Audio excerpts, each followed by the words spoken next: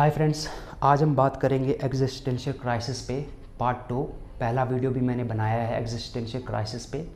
आज भी थोड़ा बहुत कोशिश करूँगा अपना एक्सपीरियंस आपसे शेयर करने की कि लोग जल्दी अटक जाते हैं इस में एग्जिस्टेंशियल क्राइसिस में, और जिनको होता है वो वही जानते हैं उनकी पीड़ा, उनका दुख, उनकी सफरिंग, उनकी बेबसी और उनकी हालात दूसरे को नहीं समझाई जा सकती।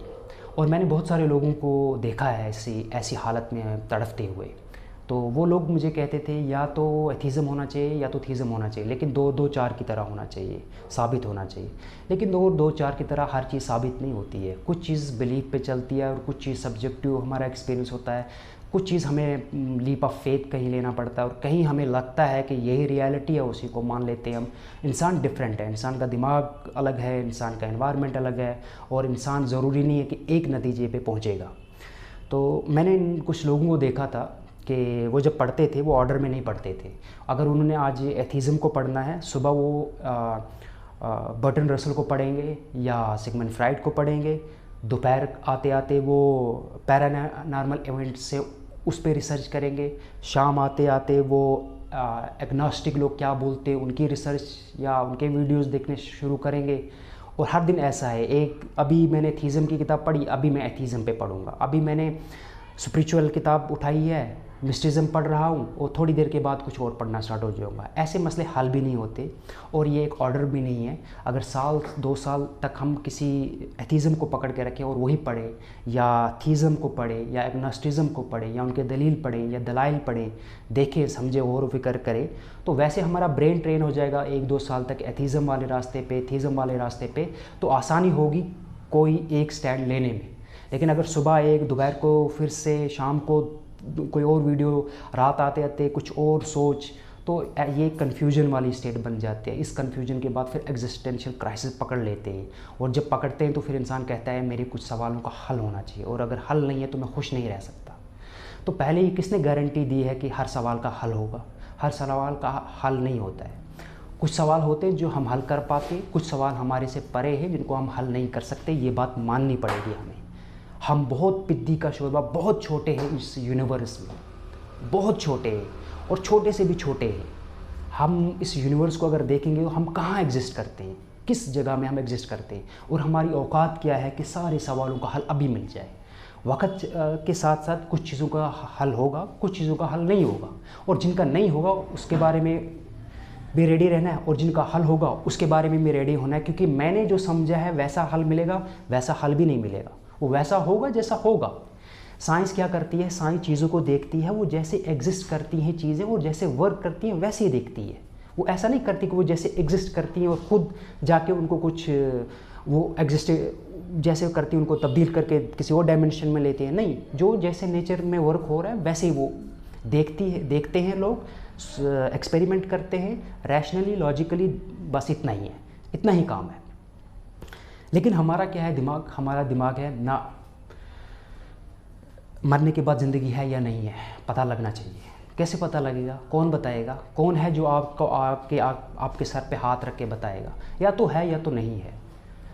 आप बोलोगे रीइंकार्नेशन, इस पर बहुत स्टडी हुई है, कुछ लोगों को पिछला जन्म याद आया है, एनेक्डोट्स बहुत सारे हैं यहाँ पे। कुछ लोग मानेंगे, कुछ लोग नहीं मानेंगे। जिनको मानना होगा वो मान लेंगे, जिनको नहीं मानना होगा नहीं मानेंगे। आप तजुर्ब का शिकार क्यों हो रहे हो? जिनको एग्जिस्टेंशियल क्राइसिस है, मैं उनकी बात कर रहा हूँ। कुछ लोग बोलेंगे यहाँ पर्सनल गॉड है या इम्पर्सनल गॉड है। कैसे पता चलेगा आपको? अगर आपको पता चलेगा किताबों से तो वो तो पता चल जाना चाहिए था। आज तक तो बहुत सारी किताबें लिखी जा चुकी हैं, लेकिन पता नहीं लगा, ना आप समझ पाए। क्योंकि ये सवाल ऐसे हैं ही नहीं कि किताबों से समझे जा सकते हैं।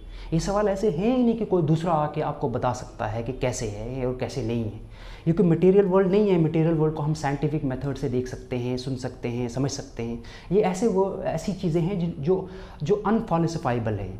हम इनको, अगर मैं आपको ऐसा बताऊं कि मेरे यहाँ 10 रूहें बैठी हैं दाहिनी तरफ, 10 रूहें मेरी बाईं तरफ भी बैठी हुई हैं, और आगे भी कुछ रूहें हैं जो मेरे साथ बात कर रही है, मैं आपको बोलूँगा आप क्यों नहीं मानते हैं? आप बोलोगे दिखाओ, मैं बोलूँगा दिखाने के लिए आपको स्पिरिचुअल होना बहुत ज़रूरी है, रियाजत करनी है, मेहनत करनी है, मेडिटेशन करनी है, अपने हार्ट को प्योर करना है, फिर जाके दिखेंगी।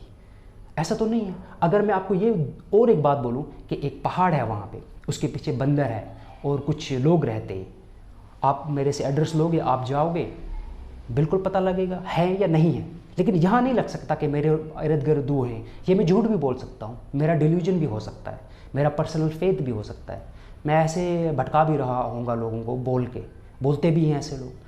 तो मैं ये समझता हूँ कि कुछ चीज़ें ऐसी हैं दुनिया में जिनका आंसर नहीं मिलेगा, वहाँ आपको बिलीफ ही लेके चलना पड़ेगा है या नहीं है। और वो बिलीफ अगर आप एथीज़म पढ़ के एथीस्ट एथीस्ट टाइप के बन जाओ, एग्नोस्टिक बन जाओ, वो मैं इट डज़ंट मैटर।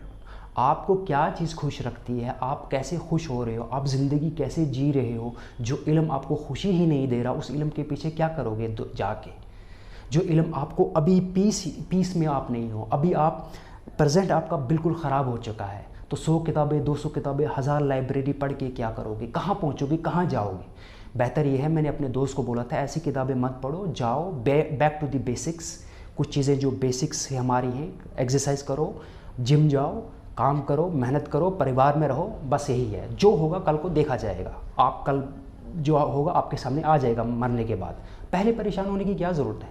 इतने करोड़ों लोग हैं, अरबों लोग हैं, वो भी वहाँ जाएंगे, आप भी वहाँ जाएंगे। सोक्रेटिस ने बोला था मरते समय अगर होगा तो मैं एक और ज़िंदगी देखूँगा वहाँ, और अगर कोई मरने के बाद ज़िंदगी नहीं हुई तो मैं ख़त्म हो जाऊँगा, सवाल करने वाला कोई रहेगा ही नहीं।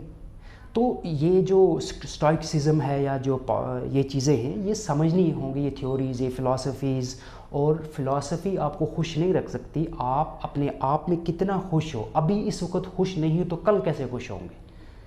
किस चीज़ का आंसर चाहिए। बहुत सारी चीज़ें हैं, हज़ार करोड़ों चीज़ें हैं जिनका आंसर नहीं है। ये दुनिया बहुत बड़ी है, वास्ट है, हम कुछ भी नहीं है इसके सामने। लेकिन हमारा दिमाग ना, मुझे मरने के बाद ज़िंदगी का पता लगाना है, मुझे मरने के बाद पुनर्जन्म का पता लगाना है, मुझे स्पिरिचुअल पावर्स आने चाहिए, आते हैं तो कैसे आते हैं, मैं मेडिटेशन करूँगा, मैं स्पिरिचुअल गुरु बनना चाहता हूँ, मैं मरने के बाद का डायमेंशन पूरी तरीके से समझना चाहता हूँ। हाँ या ना में हम जीते। बीच वाला रास्ता जो होता है ना, अनसर्टेनिटी वाला, अभी मैं बाहर जाऊँगा, अभी 1 घंटे के बाद मैं ज़िंदा रहूँगा या नहीं रहूँगा, कोई गारंटी है नहीं है, लेकिन मेरे को टेंशन भी नहीं है। लेकिन अब करना क्या है, कैसे करें इस चीज़ को। मुझे तो बेसिक चीज़ यही लगती है कि पहले तो रोज़मर्रा का जो काम है उसमें इंसान को बिज़ी रखना है अपने आप को। ज़्यादा किताबें पढ़ने की कोई ज़रूरत नहीं है। अगर एग्जिस्टेंशियल क्राइसिस है तो इन सवालों के पीछे जाने की ज़रूरत नहीं है। 1 साल 6 महीने के बाद धीरे धीरे ये जो ब्रेन की कंडीशनिंग उस वाले पैटर्न पे हो गई है, ये वापस आएगा और ये रोज़मर्रा की चीज़ों में खुश रहने की आदत आएगी और आप अपने आप को ढाल लोगे और फिर ब्रेन उस मोड पे आ जाएगा। एक बुद्ध की कहानी से मैं समझाने की कोशिश करूँगा। शायद बुद्ध ने बोला है कि एक आदमी रास्ते से गुज़र रहा था, तो किसी बंदे ने तीर मारा, वो उसके यहाँ आके लगा छाती में और वो गिरा और खून निकलने लगा। लोग दौड़े इसकी मदद के लिए। जब लोग पास आए, इसको उठाने लगे, इसने कहा ना, रुको, ठहरो, अभी तीर नहीं निकालना, मुझे पहले बताओ ये तीर किसने मारा। उन्होंने कहा ये सवाल आप बाद में पूछ सकते हो जब आप ज़िंदा रहोगे, अगर तीर नहीं निकालेंगे तो आप मर जाओगे। उसने कहा ना, पहले मुझे बताओ उस बंदे का नाम क्या है जिसने तीर मारा मेरे को। पहले मुझे बताओ कि उस बंदे का पर्पस क्या था, वो कहाँ से आया है, वो किस धर्म से ताल्लुक़ रखता है, वो चाहता क्या है, वो कोई बादशाह है, क्यों किया उसने ऐसा। लोगों ने कहा ये सवाल बाद में भी हो सकते हैं, पहले तो हम आपका तीर निकालेंगे, आपका इलाज करेंगे, पट्टी करेंगे, मलहम लगाएंगे, बाद में ऐसा सवाल करना। वो हाल है। इस एनालॉजी से समझने की ये कोशिश, मैं ये समझाने की कोशिश कर रहा हूँ।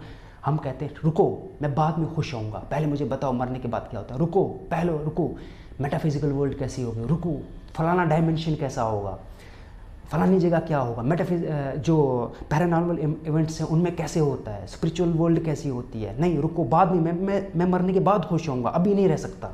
क्यों, मुझे आंसर चाहिए। अभी इसी वक्त मेरे को ज़िंदगी मिली है, एंजॉय करो, खुश रहो, मज़ा करो, आपकी मौज है।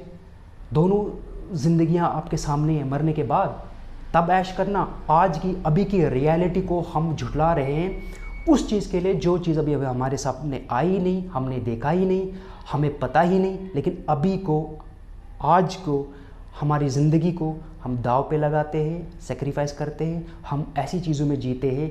आप मुझे एक बात बताओ, यहाँ कितने रिलीजन हैं? क्या सब रिलीजन सही हैं? लेकिन सब रिलीजन के लोगों को खड़ा करो, वो कहेंगे ना मेरा रिलीजन सही है, इन सब का गलत है, बाकी सब गए जहन्नम में, बाकी सब दुखी हैं, बाकी सब पिट गए, एक बंदा जाएगा।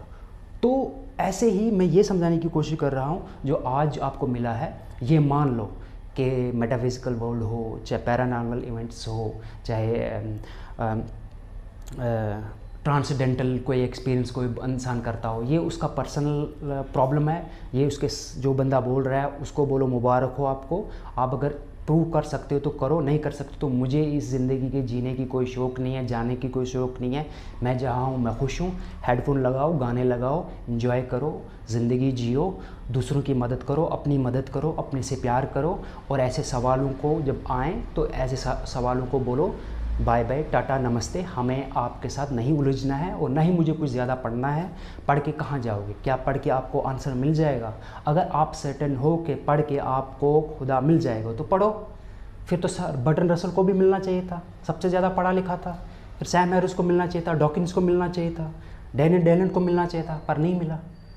तो बैक टू दी बेसिक्स जो चीज़ मैंने बताई आपको वो समझनी बहुत ज़रूरी है। बाकी सवाल जो हैं, जो सवाल हम हल कर सकते हैं करेंगे, जो नहीं होंगे भाड़ में जाएं। हमें अपनी ज़िंदगी जीनी है, जिसको इन उलझनों में पड़ना है वो उसकी अपनी मौज है, अपनी ज़िंदगी है, वो जैसे जिए उसकी मर्ज़ी है। मैं ये नहीं कहता आप मेरी बात मानो, मैं ये कहता हूँ सिर्फ इतना कि जो मैंने एक्सपीरियंस किया है, जो मैंने सुना है, जो मैंने देखा है, मैं वो शेयर करता हूँ। बाकी आपकी ज़िंदगी है, आप बेहतर समझते हो किस ढंग से आपको जीना है। तो आज के लिए इतना, फिर मिलते हैं। थैंक यू, शुक्रिया आपका।